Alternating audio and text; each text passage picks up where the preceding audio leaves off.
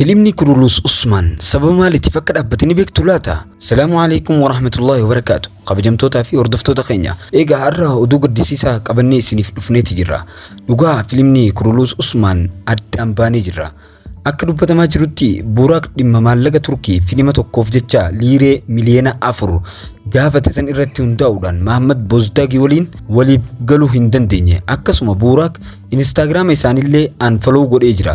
Egaa qindeessitoonni fiilmaalleen unfollow taasisanii jiru yookaan follow irraa kaafatanii jiru. Sababa kanarratti hundaa'uudhaan Buuraaq hojiirraa ari'amee akka jiru Bozdaag gabaasee jira. Egaa sababni wal dhabdee isaanii isa kana otoo ta'ee jiru Buuraaq akka footoo guyyaa irraa kana maxxansetti hareede isaa guututti akka haadee jiru Instagram isaa irratti beeksisee yookaan footoo maxxanseeti jira. Egaa kanarratti hundaa'uudhaan fiilmni Kurulus Usmaan illeen akka dhaabbatu yookaan akka dhaabbatee addaan citu akkasuma Orhaan akka jalqabu kaasaniiti jiru. Akkuma footoo kanarratti gartan namni isin gartan kun bakka Orhaan ni bu'a jedhamee eegamaa jira.